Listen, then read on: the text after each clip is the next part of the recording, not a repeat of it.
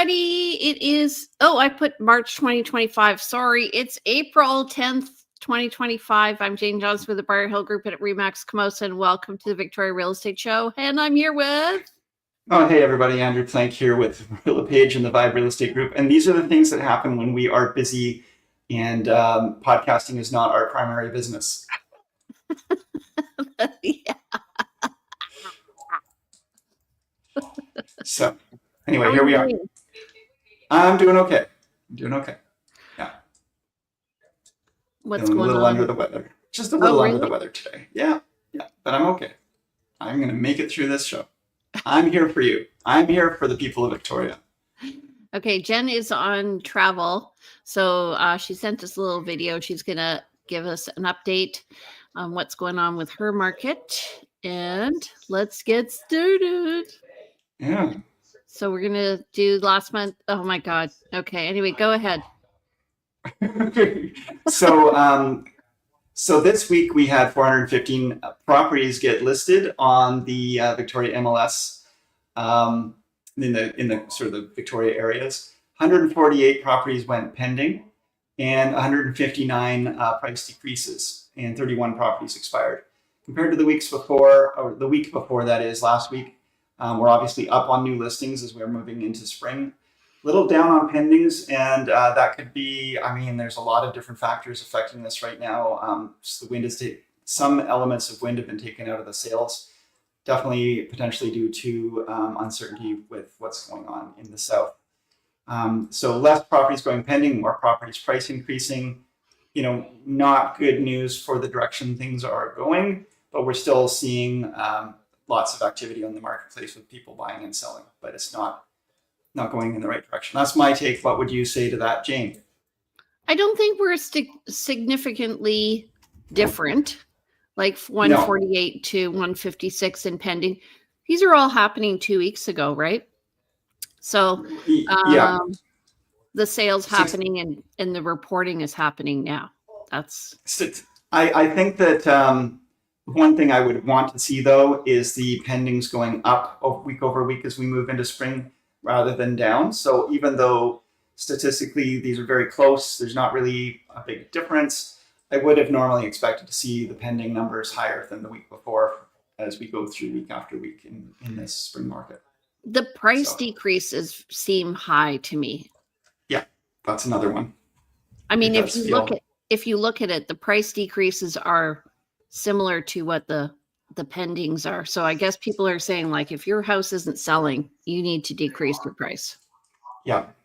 I'm also seeing, I've been getting phone calls on my listings lately, and this is, haven't seen this for a while, where I'm now getting calls from agents saying, we see your asking price, and we've got some buyers, but they're not willing to pay that asking price, and they're willing to pay a price significantly less. So is it even worth us talking about this? And you get that conversation every once in a while in certain markets, and you get that on in any market at times. But it's interesting to me that I've had a few of those calls. Have they seen the house?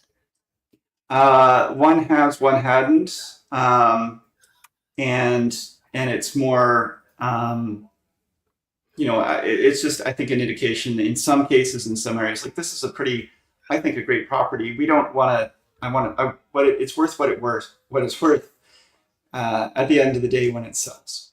I certainly don't want to stand in the way of an offer, but it was just interesting to me that those phone calls seem to be coming my way anyway. And maybe it's just a matter of that particular property. But I look like I'm frozen on your screen. Yes, you do. Okay, I'm not sure why. Take yourself up. Well, it's going to remove you and add you back to stage and see if that makes a difference. And now it looks like your camera is just not even working. Can you hear me? Reset it? Oh yeah, we can hear you fine. Okay. Well, let's just go with the next one, and then I'll remove myself and come back in.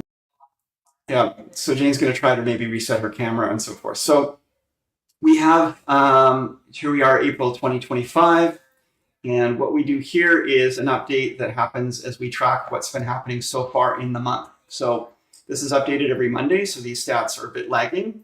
But as of last Monday, net unconditional sales so far for the month of April were 116. You can compare that to the full month of April last year at 679. So here we are, already at the 10th, a third of the way into the month. And we are definitely low if we were to track that out to consider what we are for unconditional sales versus last year. New listings, 344. Again, so that was not quite 10 days in the market. We are 10 days now, but we've got to take this back a few days. So about a week into the marketplace. So we're still low, I would say, but not as bad as I just indicated. Sorry, guys. Total new listings, 3,103 currently. And last year at the end of the month, we were at 3,017. Any comments on these ones, Jane? I think people can expect the numbers to increase. Usually we peak in May, so we're going to see more total active listings increase over the next few weeks.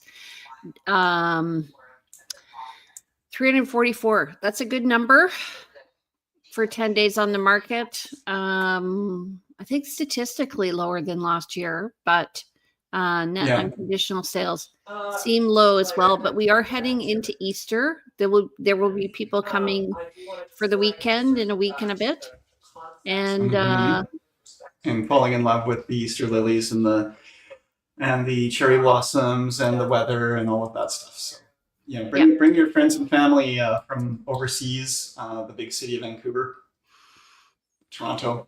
Get them over here. Just correct you though, as again, we're saying that these stats are from the 7th. So this is 1 week into the month, not 10 days into the month. Right. So there you go. Okay, so sales to listing ratio, this is 35.66. So this is in more buyer market territory. And we were previously in seller market territory. I can hear somebody talking behind you or something. You know what? My partner's on her own Zoom call for business, and so she's in the other room. And unfortunately, I don't think I can get that door closed. Okay. I will try it. But yes, we have competing shows happening, folks.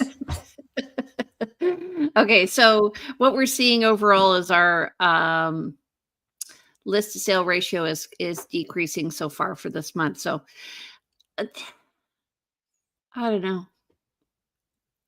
Somebody asked Trudeau once, what do you think about all these announcements on whatever with Trump? And he said one day, it's a typical Thursday. Right. The only thing we know right now is chaos. So listing or selling, all I can say is just, you're going to be moving across the market. You're going to be in the same market, whether or not you're buying or selling. So you just have to be flexible. Yeah. I mean, the world is accelerating in general ways, and it's hard to stay on top of it and adapt to it. And there's so much change happening all at once. But, if you have an intention, whether that's to buy a home, sell a home, upgrade, downgrade, larger space, smaller space, you have to pursue that. You have to move forward with that. And you don't necessarily let the noise distract you from your intention. And if you have that intention, our job is to help you achieve it. And outside of that, the market will do what it will. We don't have control over that. Yeah. Yeah. And it is what it is, right? People buy and sell at all times because of life circumstance. They may not want to, they may not have to. They may just simply want to change in lifestyle, and that's usual. Yeah, there's always people who are buying. There's always people who are selling. It's just a matter of, sometimes you do have to sharpen your pricing or be more, there's some things, there's strategies in every market. We just need to be able to adapt and move and work in real time with what is existing in front of us at that very moment. Yeah. Okay. So Jan, what has she got to tell us today? Well, let's add her to the thing here. Anyways, I'm sorry I'm missing the show this morning, but just wanted to give you a quick rate update. We do have some variable rates as low as prime -1, depending on your down payment, which is great. And we've got fixed rates available, again, depending on your down payment, under 4%. So definitely interest rates are improving, which is great news. We've got a big day next week. April 16th is the next Bank of Canada rate update. So I look forward to providing you an update next Thursday. Enjoy the show today. That Awesome. was cool. I'm trying to figure out which row she's in. With the premium economy, I think not. But yeah, that was brave of her to do that from the plane. Good for her. Everyone needs a noise canceling mic. Yeah, it wasn't that bad. It was actually pretty good. The background, you could tell she was on a plane, but it could dedefinitely hear her. Okay, So so that was important though, the April 16th is the next Bank of Canada, so that's next Wednesday. So we'll come and give you an update with what's happening. And I'm interested to see, because there's so much pros and cons going on with all the different announcements from Trump. So yeah, it's going to be hard for the Bank of Canada probably to make any kind of decision with the ground shifting under your feet at every moment. But let's talk about something that also shifts over time, and that's color. okay, Color shifts. How I does have that a game happen? for you. Yes. Wow. This is a game for me. Okay. Pick that You era. this is why you told me not to look. Okay. Are these two eras or this? Oh, 1, 2, 3, 4. Got it. Okay. Number one is the early 2000s, maybe up to 2010.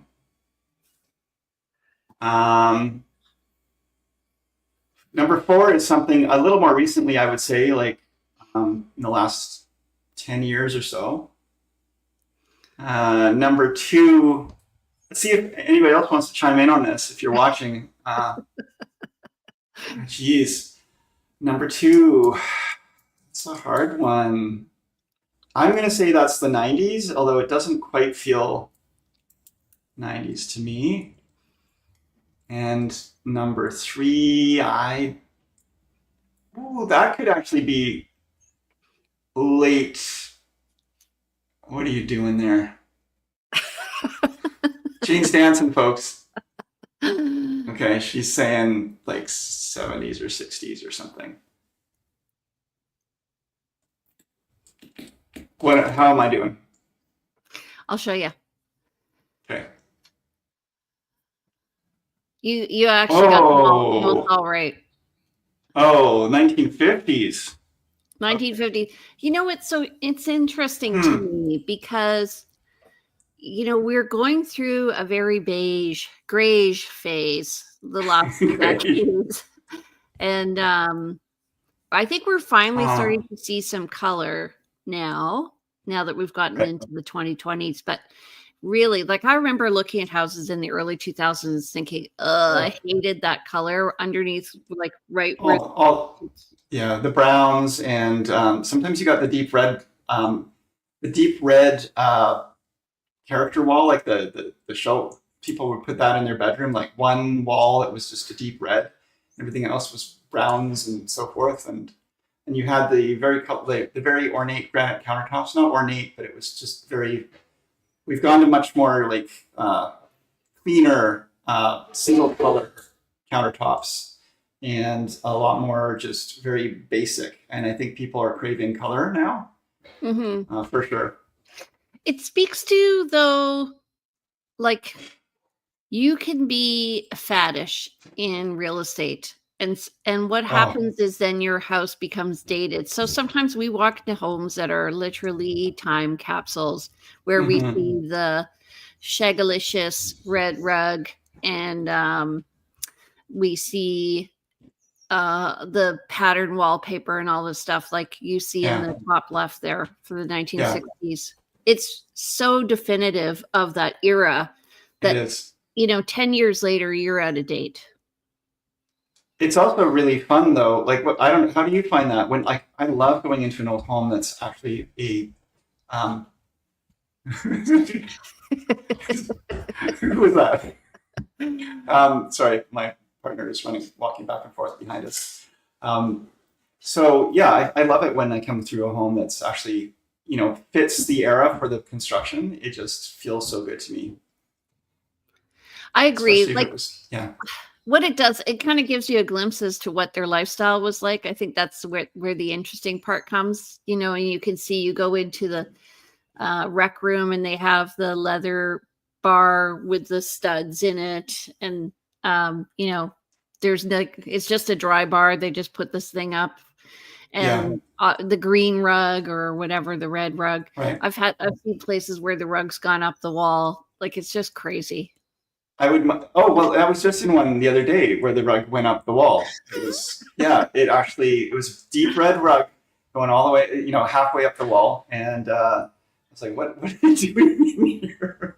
I guess the kids can just bounce off the walls and not hurt themselves. It's just like, go play in the red room, kids. Um, so, when you buy an old home, I've also been through homes where, let's say it was, oh man, tell me about this. Like, you don't get like sad for the house when you see a beautiful heritage 1912 built home that they've stucco exteriored, and it's all been updated in the 1980s with all kinds of 1980s cabinetry and so forth. And it just does not feel like any kind of character anymore. Yeah, I actually, where was I? I was on Richardson the other day and I walked by a house right beside a Yeah. modern development. And it's true. Like you could see they had taken the stucco and put it right over the cedar. So when it had flaked off and you could see this beautiful cedar below and it was all Yeah. gone. But I guess they did Yeah. it for ease of, I don't know. Yeah. maintenance. Well, there's an argument for just protection and money saving, but then you do kind of diminish the value. It's like with cars, you can buy an immaculate original 1950s vehicle with all original parts, and people are going to be all over that. But if it's been modded and it's a bit of a rust bucket, not been cared for, and it has 3 different color quarter panels, that's the other side of it. So color. Let's go back to color. Well, let's look at what is happening now. So this Okay. is this year's 2025 Sherwin. These are all from Sherwin-Williams, by the way. And you Okay. can go look at color through the decades, so that's kind of cool. But to me, it's still it's darker than I expected. I expected more white. It seems so. I've been feeling like we're going to start getting pops of color because, again, we've been very black and white and very bland for the last little while. Very gray, let's call it. And these are very soft colors that they've added. When I look at these, I think my favorite is probably that sort of the cloud. Is it called rain Yeah. cloud color? But it's really hard to say without seeing it actually on the house, and making sure that you've got the right combinations and so forth. Is these exterior colors they're talking? Interior colors? Are they doing more like? I wouldn't ever suggest painting your house these tones this deep inside. You're just going to feel like you're living in a dark cave. Well, here's what it looks like. Okay. So I think they're more accent walls. Okay. Yeah, and I noticed like the use of round, circular, like even the bed frame has a bit of a roundishness. Circles are in, folks. Yeah. Okay. I mean, one of the more Interesting. popular mirrors right now is that round mirror that's wider on the bottom, sort of, that I've seen. Yeah. This. Yeah, I've seen that. We were thinking of maybe getting one in our entranceway, and it's a place you could put your keys as well, because it's like the wider gives you a bit of a ledge, but that has yet to happen. Not a fan of a leaning mirror. That's kind of strange. Or is that one of those smart TV things? But we're talking color. I don't mind these. I think these look really nice and stylish, and they all seem to fit well together. When I saw them, can you go back to the prior slide? Yeah. Yes, as you wish. Thank you. Yeah, so as accent walls and used, not used liberally, I can see how this works really well. I just wouldn't. One of the things that I'm always finding is, especially homes that don't have a lot of windows or light, you really need to make sure that you have a really nice white. And there's so many, like there is no white paint. There's different tones of whitish paint, and the brighter and lighter is better for some homes. It's just regardless of adding the color splashes you need to bring the light in. I feel like we're going back to 1960s, which is the top left. Yeah, it does have that kind of. Well, okay, so if that's the case, then we're coming out of the 50s. So what is that? Doesn't make, yeah. So that's not It's kind of a cross between the 50s and the 60s. I expected more orange in the 2020s one, but anyway. Well, you know what? If you want to go out and become a designer and come out with your own. Okay. Well, folks, if you have any thoughts on these colors, like them, hate them, think you might be doing a reno and want to add them, give us your thoughts. We'd love to hear about it. I think, and we also are connected with different designers, so interior and exterior. We actually repainted our whole house last year. It was red before. It was really like barn red, and we painted it a two-tone color because our house is wide and kind of like two level and wide. So we have like two blocks of colors, and we have so it was interesting when I went to the 2010, like the colors of our house actually are these colors. So the gray and the browny gray, and then the white. Yeah. Yeah. So it's actually funny because Jane played that game with me, dropped that on me with pick the decade. But we play that game. I don't know about you, but I play that game every time I show a property. Because when I'm going through it and I'm looking at the updates, I'm thinking, when was this last updated? And you can often tell by the paint colors and the style choices, and plus of course what they've actually put in there, and that can be quite fun. But also, folks, if you are thinking of doing a reno, you do want to try to avoid going really stylish, really current with the trends. You want to just try to still work within the grain for the era of the house. I don't think that ever really is a way to lose out, even though the trend might be a certain color palette. If you actually go with a color palette from the days that house was built and do an homage to it, not doing full on, heavy duty colors if that's what was the time, but something that gives you the hint of that. I think that can be a really good use of like a good balance. The other thing is, like I noticed with you really like the mid-century modern look. Really do. As evidenced by your credenza behind you. Mm-hmm. And I really like neutral, comfy look. Right. So yeah, it's funny. Like I say use your own style, right? True, but if you love mid-century and you're in a 1980s, a 1980s modern house could actually work, some of those vaulted ceilings and such, but you don't want to put something that's completely against that era, and you're not going to decorate that way. And you're probably going to try to find a home that matches your style. Yeah.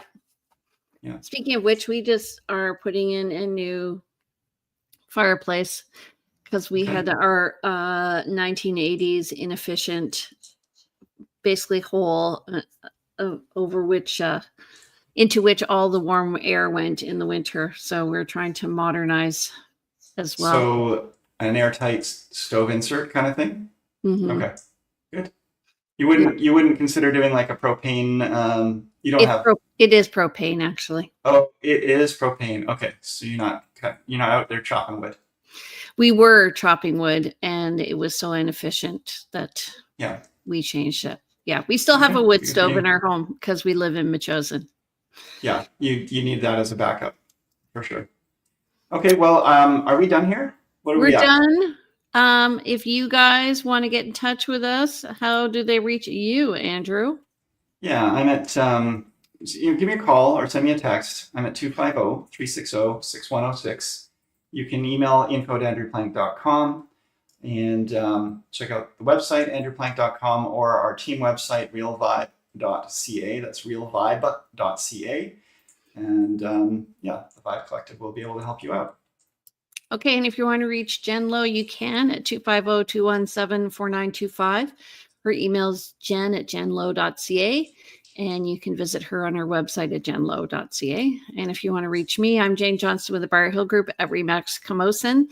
My number is 250-744-0775, and you can email me at jane@briarhillgroup.com, and we're on the web at briarhillgroup.com. You can also follow me on Instagram at realtyteacher_Remax_Victoria or Briar Hill Group. All right, you guys, we are live next Thursday. We're going to be talking about the rates and seeing what's happening with the announcement of the Bank of Canada. And don't forget, if you have a friend who may be interested, please share. You can find all of our episodes on each of our YouTube channels. Okay. Excellent. All right. Thanks, Jane. See you later. Thanks, everybody. We'll see you next week. Take care.